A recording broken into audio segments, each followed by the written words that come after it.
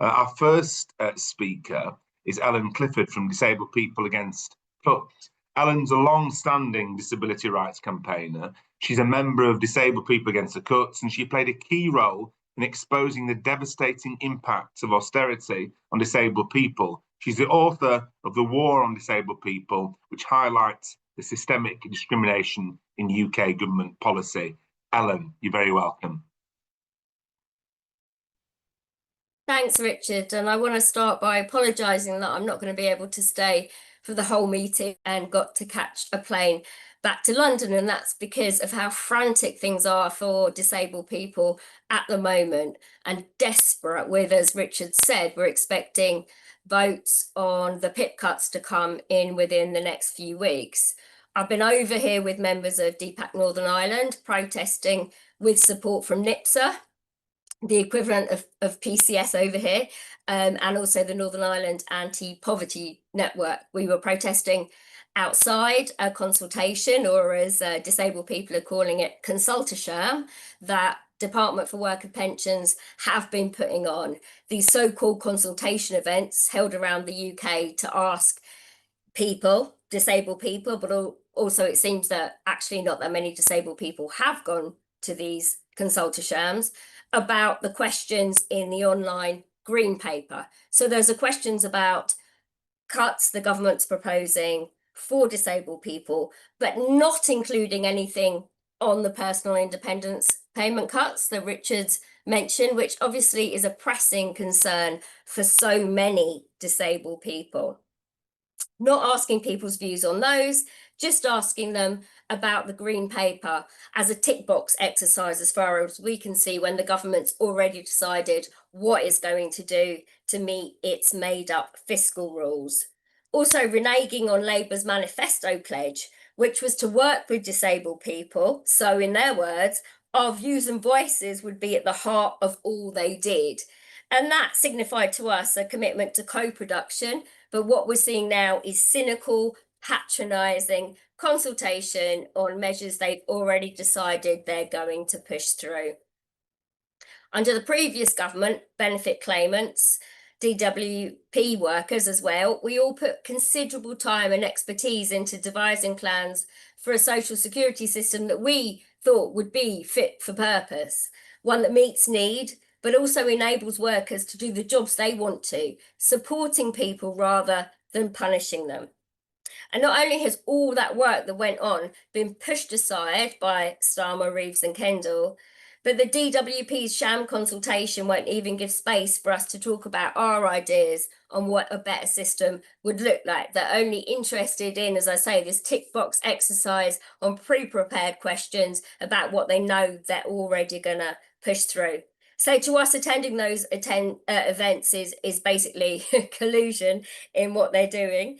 And what they're doing is going to devastate our communities, break our public services, and push hundreds upon hundreds of thousands more households into poverty. And it will unquestionably kill more disabled people. There will be many more benefit deaths.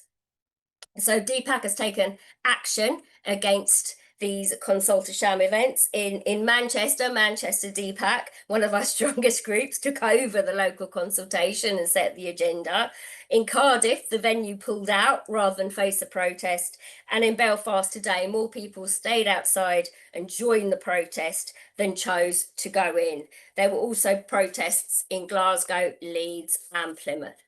Because the scale, depth and cruelty of these cuts is absolutely mind-blowing. And I'm saying that as someone who has been fighting hard against welfare reform since 2010. But even I am shocked at what is being proposed. With PIP alone, at the very least, we're talking about 1.5 million disabled people being hit, which includes 1.325 million existing claimants. But also those are just the number of claimants, existing claimants, that currently don't get 4 points on their daily living. We know how arbitrary and cruel the benefit assessment process is. So you can score nothing, no points, and then go to appeal and you get enhanced PIP. It's so arbitrary. So everyone's basically in fear. Everyone who gets daily living is feeling the fear that they're going to lose essential income. And Richard mentioned calculation of some 7 billion in total that they're looking to cut from disability benefits. But there are some calculations that are putting that up to 10 billion. But the fact is, we just don't know because of how patchy and lacking the information from government is, quite deliberately, of course. The government is claiming that only 800,000 claimants will end up with an actual cut. But if that's true, then we're talking about around 700,000 disabled people who are affected by the cut, then being able to fight them, to go to appeal, which takes an enormous amount of effort and support around you, to have the energy left to do that, to go to mandatory reconsideration, go to appeal and win. The Office for Budget Responsibility itself calls the government figures a highly uncertain judgment. And we've got no idea how they reached this calculation.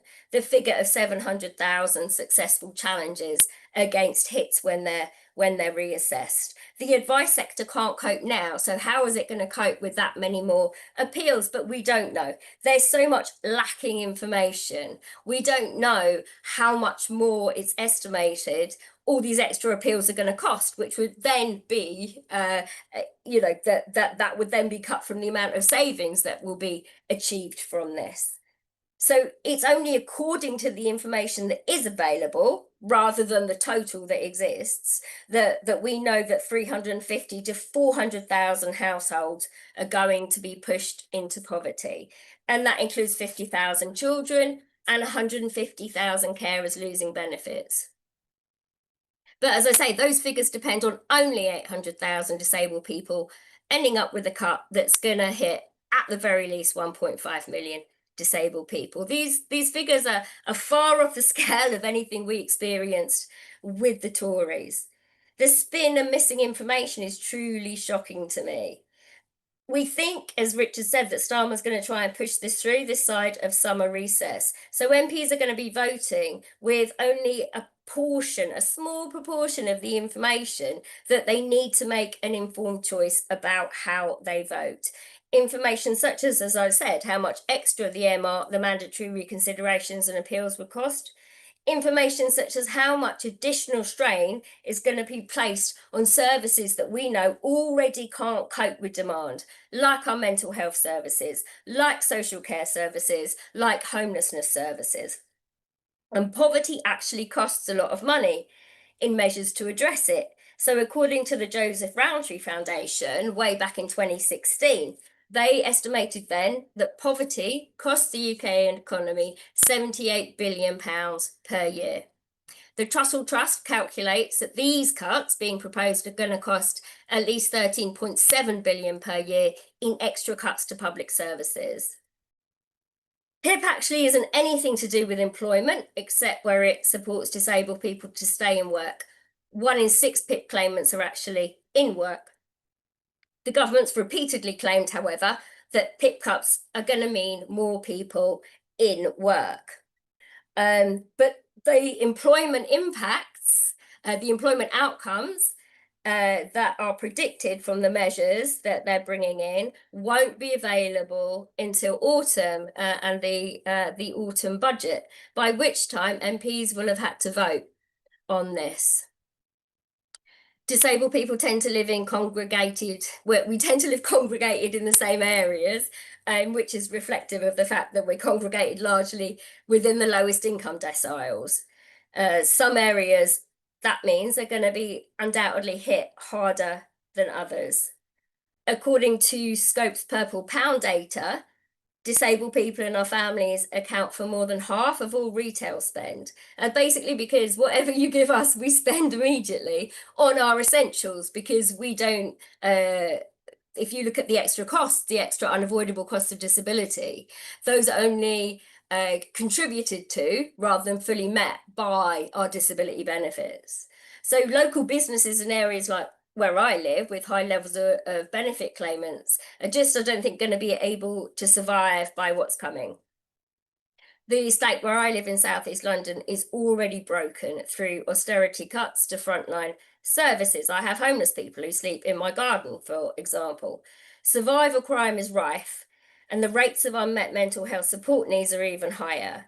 There are people I expect to find dead every day who've been sent home from accident and emergency multiple times when they're clearly desperately in need of intense support, but there just aren't any beds in mental health services anymore. And I've heard a very similar story here in Northern Ireland, where levels of mental distress are particularly high due to the conflict, the years of conflict. Research with disabled women over here has produced exactly the same views on what is going to happen when these cuts come through. And that's more suicides, more drug and alcohol dependency, more survival crime, and more debt. And here, debt often means paramilitary lending, and that has its own specific consequences. So people over here are very, very frightened about what's coming. But of course, the PIP cuts are just part of a much bigger assault on social security for disabled people. Because, as I said, the proposals in the Green Paper that are being consulted on don't include the PIP cuts, because there's a whole lot more coming for us. People who are going to be hit by a combination of both PIP cuts and the abolition of the work capability assessment are going to lose over £9,600 per year, taking them from just above the poverty level into total destitution. There's also no out of work disability benefits at all for under 22s, according to the Green Paper proposals. They're going to halve the rate of out of work disability benefits for new claimants. Also, time limiting all contributory out of work benefits.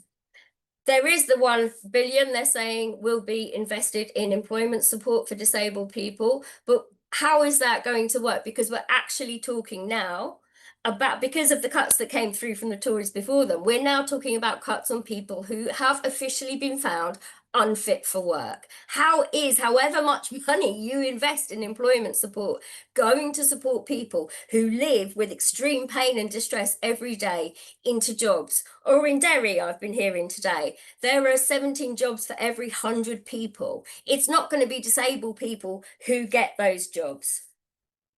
Adding the numbers seriously adversely impacted by these proposed measures onto the proposed PIP cuts. And I don't know how society as we know it is going to be able to function anymore, or not the society where I live in, not the society, I suppose, where some MPs live. Not Richard, of course. Richard understands where we're at. But the consequences are going to be profound. And the biggest killer is that these cuts don't even need to happen. Welfare spending as a whole has remained relatively stable for the past 10 years. It's not actually set to rise for the next 5 years. It's just disability as a proportion of that is rising, but welfare spending not overall going to rise. The Green Paper impact assessment actually justifies the cuts on the basis that welfare spending is remaining flat. And so that, according to this government, is a problem. Under Reeve's fiscal rules, only cuts and expenditure going down is acceptable. The fact that they are giving the Tories moral high ground on the treatment of disabled people is something that I think should make people really be alarmed. And these cuts are clearly ideological to us. The full-blown, breathtaking attack launched on disabled people by Starmer's government, we can't help but feel it's personal against disabled people. And you've got this, but you've also got alongside that the assisted suicide bill, which is making its way through Parliament, coming to a terrifying crucial vote this Friday. And along with that, the ban on care worker visas, which will unquestionably lead to deaths as well. So it seems to us that it's a question that the lives of those of us who are unable to earn enough through paid work to survive are just worth nothing anymore, that we're dispensable in the interests of made up fiscal rules and performative measures that are going to do nothing more than trying to boost the popularity of a failing prime minister. And it does not need to be this way. There are alternatives such as a wealth tax, for example, and others are much better qualified than me to talk about that after me. And it just feels so strange and disturbing to feel the need to make the case for why disabled people should be given the means to survive, to exist in society, rather than be left to die, or potentially pushed to end our lives, as could be the consequence of the terminally ill adults bill.